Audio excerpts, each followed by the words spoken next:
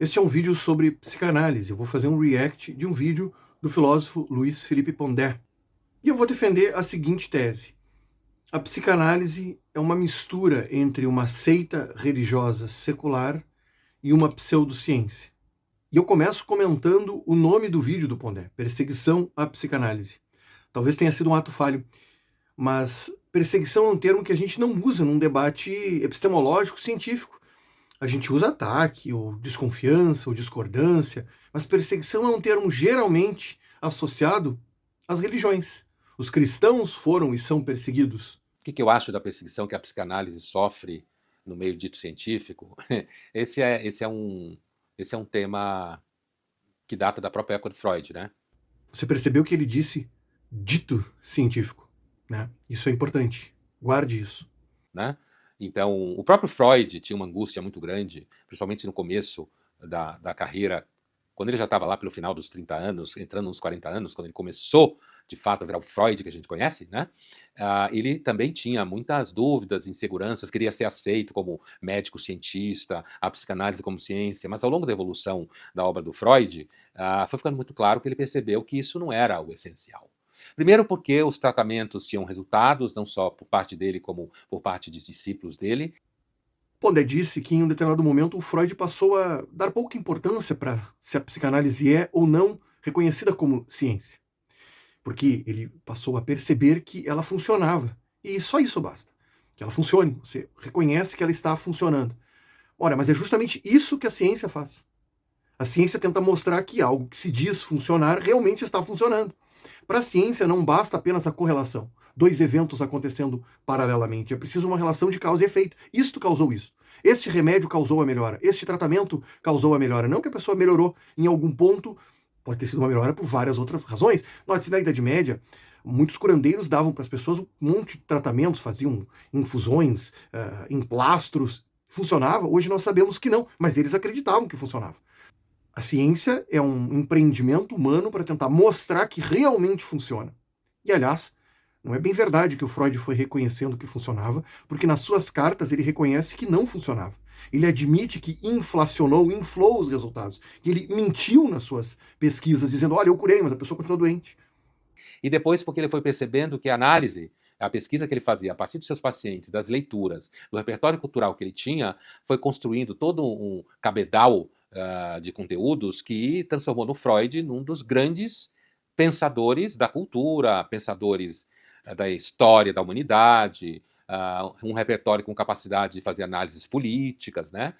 De fato, isso é uma grande tragédia, porque em países como o Brasil é muito comum que a sociedade, políticos e jornalistas chamem psicanalistas para falar de psicologia, o que já é trágico, porque em geral o que eles dizem está tecnicamente errado, mas não só.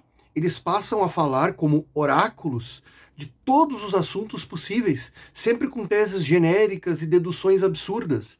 O desejo, bom, o desejo isto e aquilo, portanto, o Banco Central tem que aumentar ou baixar o juro, o governo federal tem que privatizar ou não privatizar, tal político tem um problema, tal político está certo, tal político está errado. É uma tragédia. Falam de economia, de ciência, de sociologia, de antropologia, de novela, de música, tudo eles explicam. Você realmente acredita numa área que acha que pode explicar todo o comportamento humano com base na noção de que ele tem acesso ao inconsciente do outro? Veja, o Pondé escreveu Perseguição. Foi um ato falho? A minha análise psicanalítica do Pondé é que ele escreveu isso porque, no fundo, o inconsciente dele sabe que a psicanálise é uma seita, e ele escreveu Perseguição, não foi uma escolha aleatória, ele escreveu Perseguição porque ele se vê perseguido, porque ele se vê como membro de uma seita. Se ele disser que eu estou errado e que não foi nisso que ele pensou, eu direi que ele está em negação e que eu tenho um acesso privilegiado ao inconsciente dele, um acesso que ele não tem. E eu sou, portanto, irrefutável. Eu falo sobre o Pondé sem que ninguém possa dizer que eu estou errado. Nem mesmo ele. E o que eu diria para você é o seguinte: primeiro, hoje em dia, portanto, as críticas que a psicanálise não é ciência, hoje em dia é uma crítica velha. Sempre teve. Né? É que hoje tende a fazer barulho e virar mercado.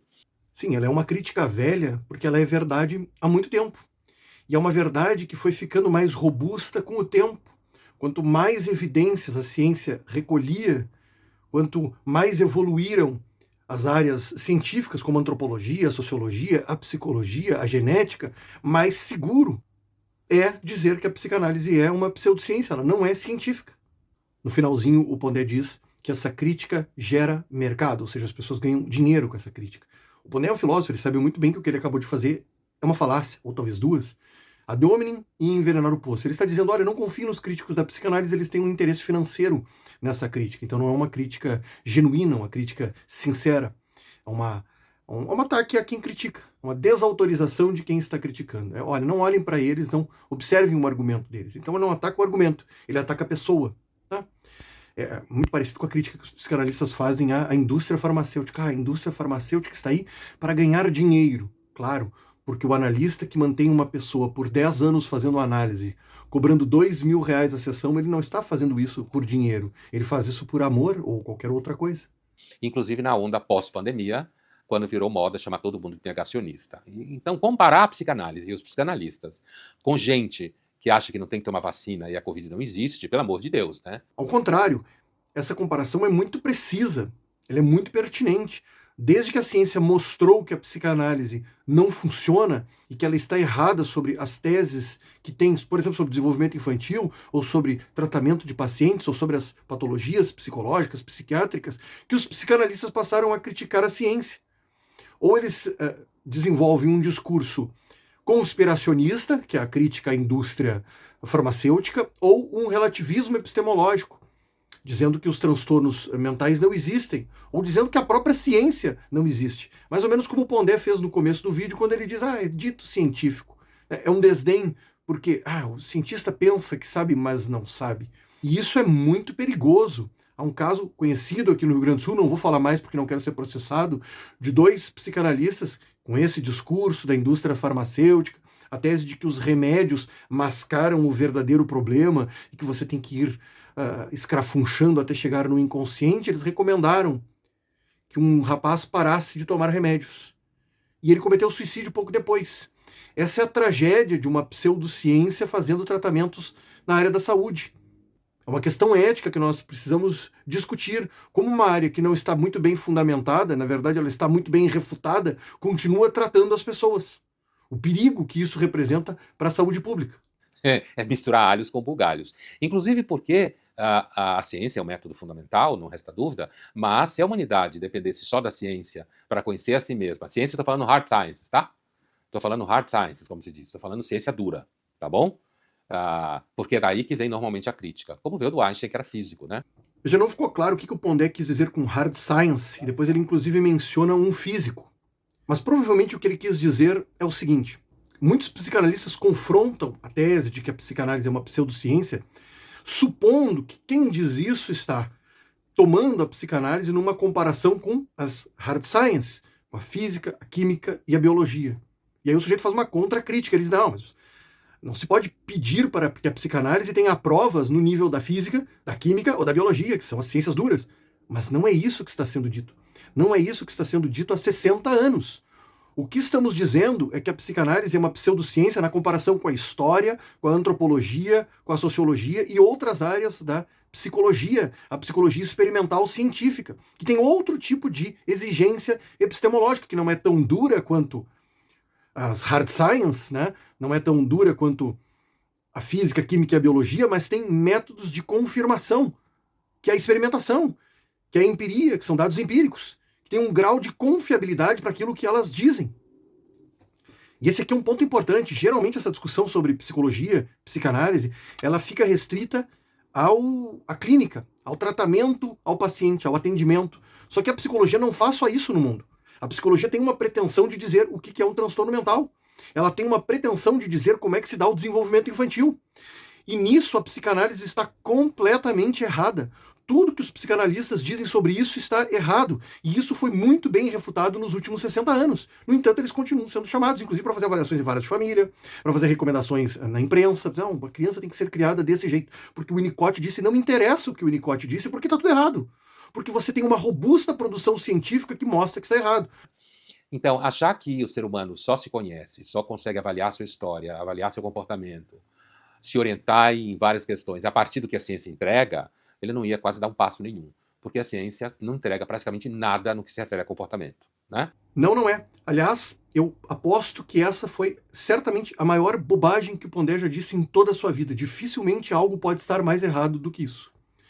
Olha, Pondé, a economia enquanto ciência tem explicações mais robustas e mais bem fundamentadas na empiria sobre o comportamento humano do que toda a psicanálise.